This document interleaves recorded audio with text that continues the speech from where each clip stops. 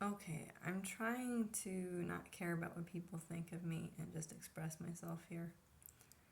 I've always leaned like more left. Well, since high school at least, when I went to school with more liberal people, I thought that was the right way to go. I still do think abortion is okay, although I don't think I could get an abortion, but I believe like that should be a woman's choice, even though I also kind of believe it's a baby from even like the cell function because like I believe like um that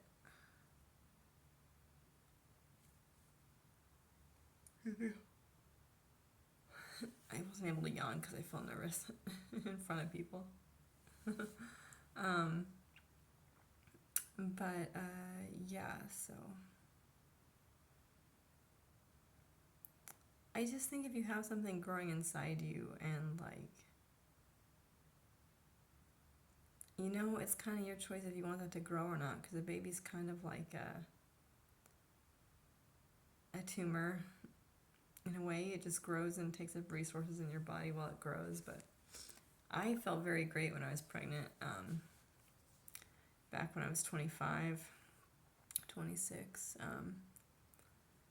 But I don't think that's how every woman feels. Probably because I'd been on birth control most of my life, so to have natural hormones flowing through me was good. I'm on birth control again, but it's just like not worth it to have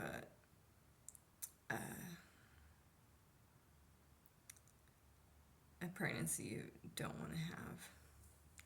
I'm just worried, like, if, you know, this regime or presidency or whatever, and of course, this happened kind of before Trump, that abortion was made illegal.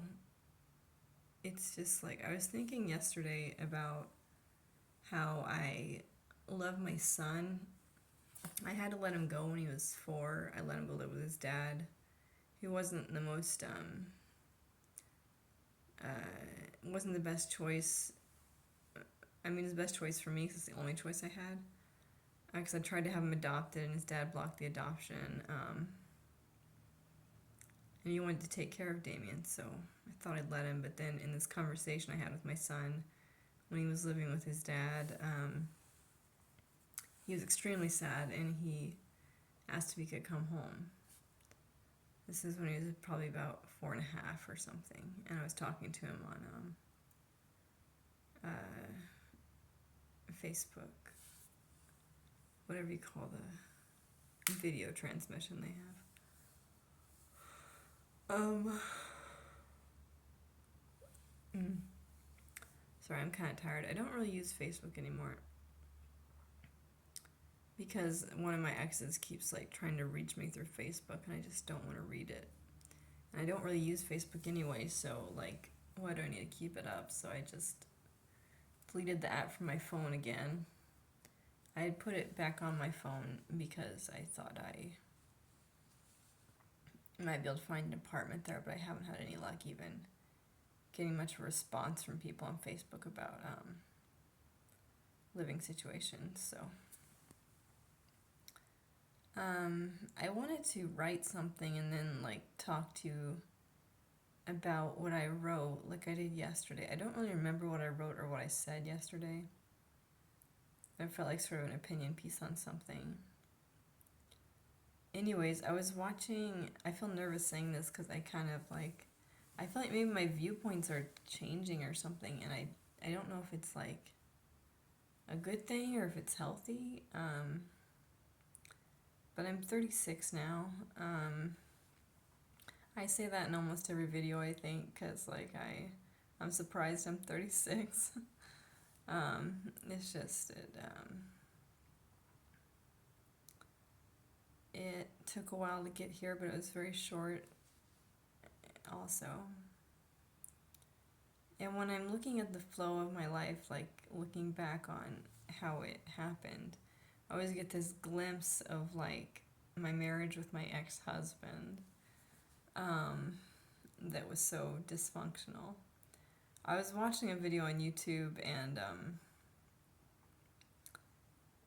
it was saying like all the reasons you would know you're with a narcissist and to get out immediately and stuff. Um, it might have just said to get out immediately. I don't know if this one mentioned narcissism. Um, but it literally said like all the things my husband used to say to me, like trying to convince me I was crazy and all this, which I do have mental health problems, but um, that's an aside from like the things he would say being like things to diminish my self-confidence and such. Um, and kind of weaken me as a person. I remember this shift that happened, like, I don't know if it was, I think it was 3 years in, but I remember it being like, after we graduated, so it must have been after we married, because we married and graduated in the same week from college. And he was 10 years older than me, but you could still be in a bad relationship even if they're your age. It's just, I don't think that helped very much. I tend to kind of go for older guys, but I don't know if I should this time around. Because they tend to think like they know more than you or something. That's not across the board, but that's been my individual experience. But anyway, so I remember like just my ego getting stronger. Like that's what I think I'm trying to say, but I don't know for sure if ego addresses what I was feeling. But I remember like feeling stronger in my identity and like starting to close off from my husband and his comments towards me and his feelings about me, and just become myself and develop the strength to leave him slowly. And how I ended up leaving him eventually, this was like a year and a half after we were married or something, was that we were having kind of argument in the car where I was looking away and kind of out the window and I wouldn't face him, and he wanted me to face him, but he hurt me so much with his words that I couldn't face him. It's like he always wanted me to be better than I was in that kind of toxic way, which I feel like a lot of videos and a lot of people do as well, where it's just some sort of toxic like success badgering almost, like, well, you could do this, well, you could do this, well, you could do this, well, you could do this, well, you could do this, well, you could do this. You know, where they just give you solution after solution and they just won't listen to how you feel. Which is essentially them saying what you're doing isn't good enough as it is. Which really hurt me, because like really like after high school I just needed a rest. I shouldn't have even gone to college probably, but I didn't really feel like I had another option. Like I just was so tired from like trying to just be better than my parents, and I had a lot to take care of at home. It was mostly myself, but you know, I'm sure other kids have gone through this experience, but I had to make my own food and do my own laundry, and I was the only one in the house who did any dishes and stuff like that. And I was trying to like set a good example for my little brother, and I had 2 little brothers, but one of them was very close in age to me.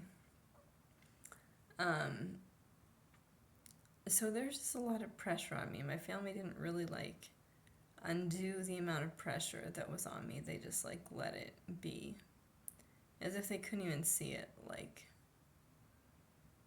just how much was put like on my shoulders after my mom left. Well, she has paranoid schizophrenia.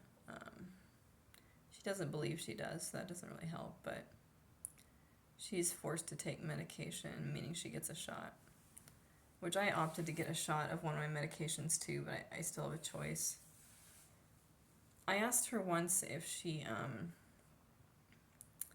had never forgiven me for anything that happened, because I thought like what I was really trying to say indirectly was that I hadn't forgiven her, But she actually answered the question because she didn't really get that hint. Um, um, she said, yes,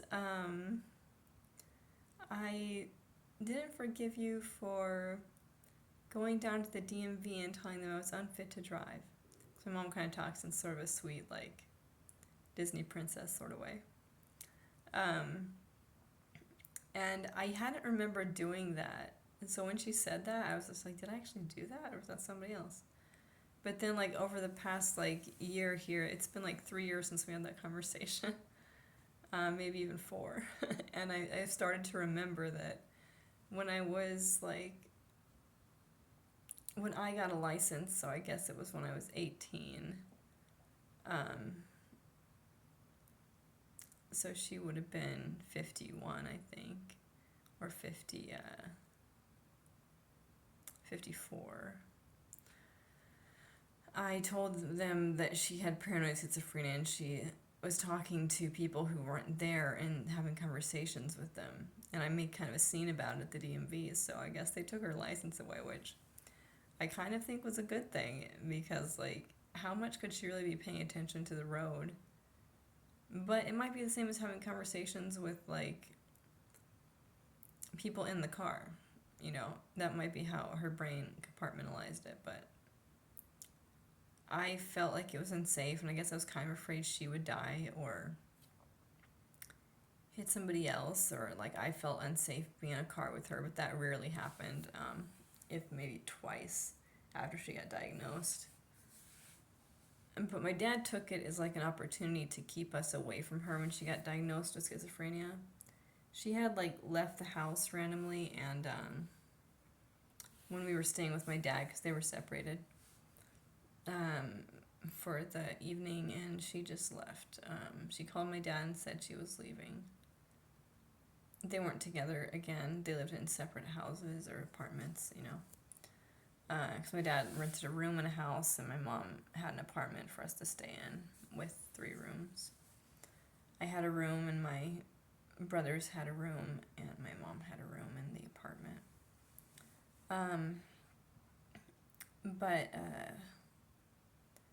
So my dad, when she got diagnosed with paranoid schizophrenia at Warm Springs Hospital in Montana, in Warm Springs, Montana, I think is where Warm Springs Hospital is, or used to be. I think it was closed. But it's just like, I'm trying to keep on topic, but it's so difficult for me. My mom had told me this story. Well, first I asked her because I've been to jail and I've been to a mental health, like, state hospital as well before, and recently-ish, a couple years ago. Well, how long ago was it?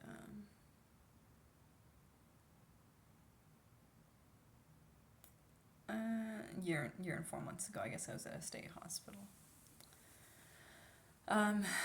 But they would kind of, for, like, the slightest infraction sometimes, they did this to people who, like, would beat people up at the mental institution too, because it was like, I don't know who it was a mix of, but I had come from jail and I've been accused of a violent crime, which I hadn't intended to be violent. I had just been scared of the people there, so I hit their car 3 times with my car.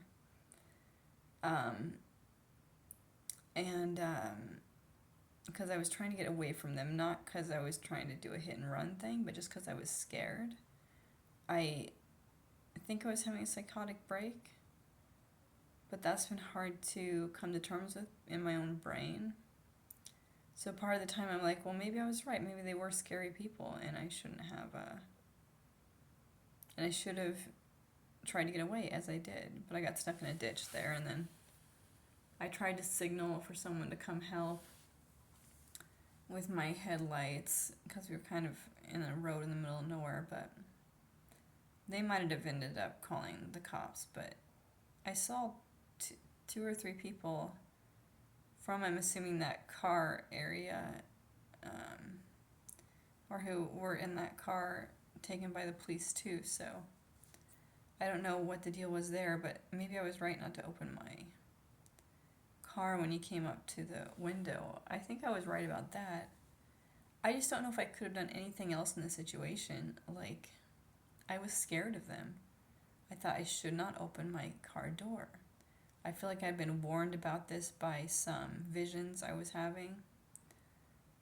Which visions may be mental illness, they may be help from God, I don't know. I know the conventional stuff is that I'm mentally ill. But what if it's something else? You know? But I do take medication regularly, meaning on time every day, pretty much on time, so within like half hour or something.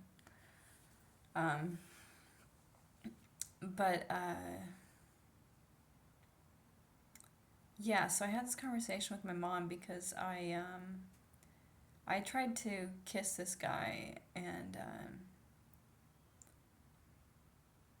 who wasn't into me. I didn't really know that because I was hearing voices. This was at the state hospital.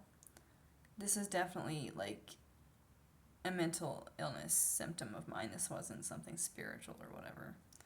But so after this car crash, I was hearing voices in my head, like talking in people's heads as if they were the people's thoughts. So I thought this guy's thoughts were that he wanted to be with me, right? Even though his out loud language said he hadn't a couple times and he wanted me to get away from him.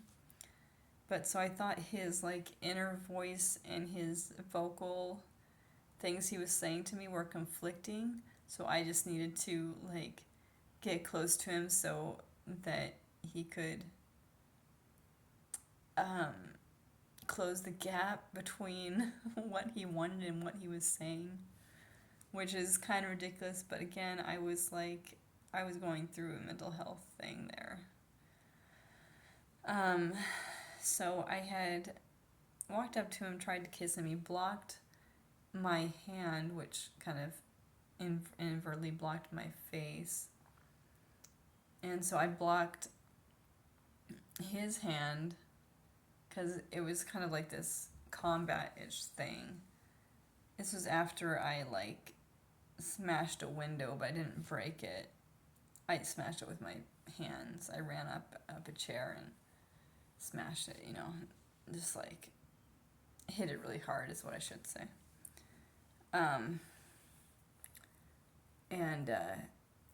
So yeah, I had tried to kiss him and they felt like that was kind of a violent thing. They didn't really know what I was trying to do. They thought I was trying to hurt him or something because we did like a little combat there when he was trying to stop me from kissing him. And then my head says, well, you're pretty, he should have wanted to kiss you, but even if you're pretty, then like it's not like every guy wants to kiss you, and he might have not been into women either, but I don't know about that. That's just an aside. He could certainly be into women. He might have already been in a relationship. He might just not be attracted to me. But I saw him like look at me with some sort of wonderment a bunch of times, which was like kind of shocking and kind of like made it like hard for me to understand why he also didn't want me. But yeah. So my point of this story was that I asked my mom if she had ever had this experience where the people who work at the mental hospital force you into a chair and they take you to a back room after you're strapped up in all these different places and they shoot you up in your butt with something that's supposed to knock you out and make you go to sleep. It's a very traumatizing experience. They definitely don't wait till you feel comfortable to stick the needle into your skin. So it's like, it's hard to explain how traumatizing that situation is. Especially when you're already like upset because they had forced me off the toilet just before that. And I kind of was having this issue, which I've had a lot of my life. It's kind of resurfacing again, I think, because of some things I ate. But where I need to pee like all the time, and there's never a time where I don't feel the sensation of needing to pee. Um, it wasn't like all the time here, but that might be a slight exaggeration, but it's like, there's always like some pain down there, and so you try to pee to like take care of the pain, but it just doesn't go away, this insistent feeling like you need to go to the bathroom. So I was sitting on the toilet for maybe 10, 15 minutes, and one of the people who worked there came in, like, she forced me off the toilet. And it's not like anyone else needed to use the toilet. There was no one waiting. Like, what was the big fucking deal? You can say that on YouTube, right? But, damn it, if you can't, I'm sorry. Hopefully they don't ban this video. I should have said frickin'. But, yeah, so I asked my mom if she ever had the experience where they stuck her in the chair and put a needle into her, and she said yeah, she's had that experience when she was at the mental hospital.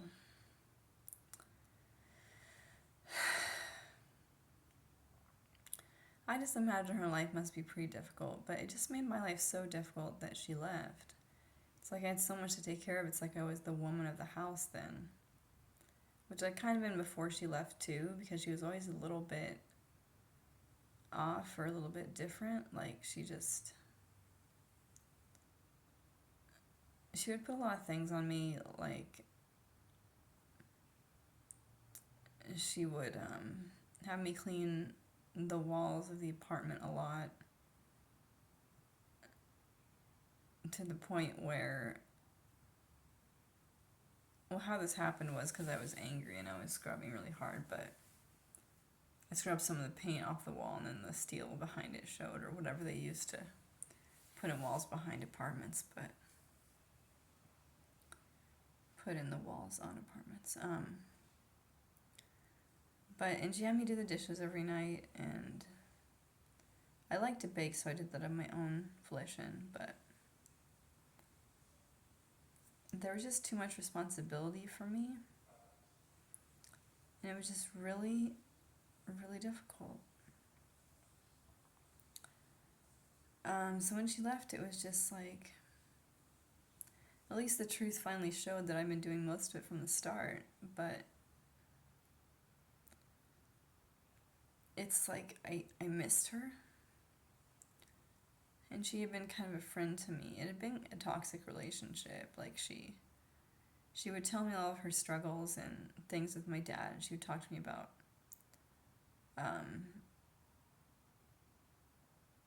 sexual things with my dad, or like kind of inappropriate things. And looking at it now, it feels like it was like child abuse in the way she spoke to me and how much I had to do growing up.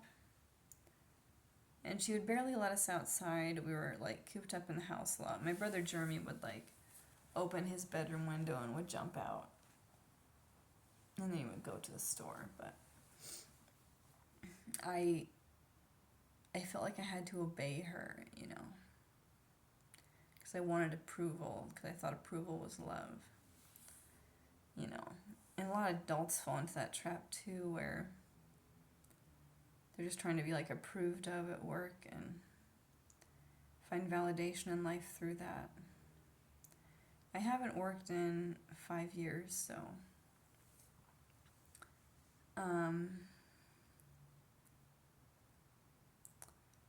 it's been hard trying to see my value outside of working. That's been kind of a constant struggle for me. It's been a little bit easier lately to see that I'm still a valid person even though I'm not working, because I have SSDI, but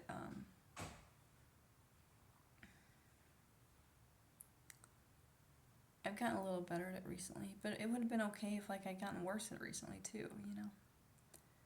Like, I always have to end something with like, well, I accomplished this though. Check. You know, even in like conversation with people, I remember I used to do that.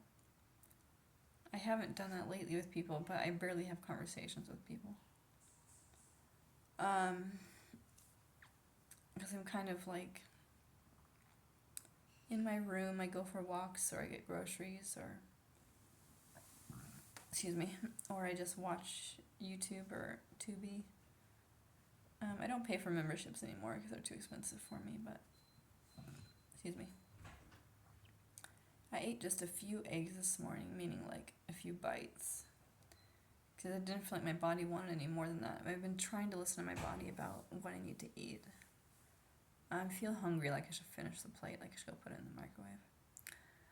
Because eggs are fine microwaved, if you didn't notice. And if they're not good, you just need to slather them with butter. And then they're just as good as when they first came out of the pan. But my main point, my mom had gone through that experience with the chair. And I had too much responsibility as a child and a teenager. And then I kind of accidentally got pregnant when I was 25 or 26. It was like right around my birthday, so I don't know exactly what day I got pregnant.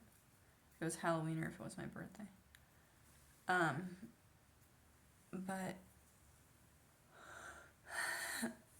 I miss my son a lot. Now I believe he's been like adopted by this couple. I gave up custody, which I think is something I had to do so they could adopt him. I'm not sure, but I did that because it felt like the right thing to do for Damien, my son. It was just a very hard thing to do, to look out for his well-being above my own. I mean, I'd been doing that the whole time I was raising him, but this is a little bit harder, a little bit different, to just completely let him go.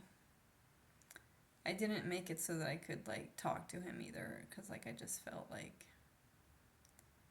that would be selfish, because part of it while I was raising him was like I didn't want to be a mother. I love Damien dearly, and I miss him so much. I miss those happy moments we had. Most of them didn't feel happy to me. It was just like because I was unhappy, not because we really had an unhappy time, but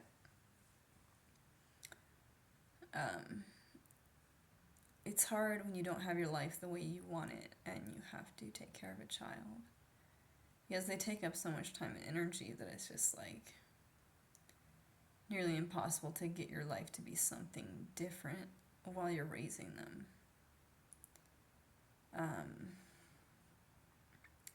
Eventually, like when he was almost 4, I turned in a Social Security application, and so I was going through a lot of pain in my body and going through some mental stuff as well, and I had him go with his dad before that in September. Well, it was after that, but then I got Social Security disability in February of 2020, right before COVID really hit, and it only took me like 5 or 6 months or something to get Social Security. I think they really felt like I was in need, because I was, and I still am. But I miss my son a lot these days. He's gonna be 10 this coming August, and the last time I saw him, he was 4.5, I guess. And I saw a picture of him when he was 6, because they sent me one from the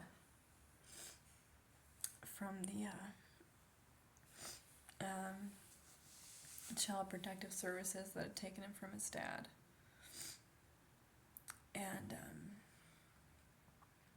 because the new family he was with had taken a picture of him on the 4th of July. And he looked really happy.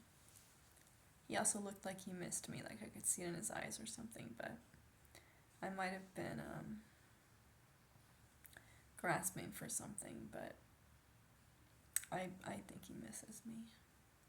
I don't think he really remembers me anymore because he was so young. But I wonder sometimes if when I'm crying, he's crying too. Maybe that's just a selfish desire that I want him to recognize that I'm not in his life, but really I just want him to be happy. And I think and hope he's happy now. I don't think his dad would have had the means to prove he was even his dad at the time, so I think Damien was adopted. They wouldn't really return an email after I gave up custody at the Child Protective Services, so it was just something I had to divorce myself from. Was like being a mother at that time, because I had to take care of myself because I was drowning. You can't really take care of someone else well if you can't. I've always been able to take care of myself, but it's like my body was failing me and my mind had some sick stuff going on in it, so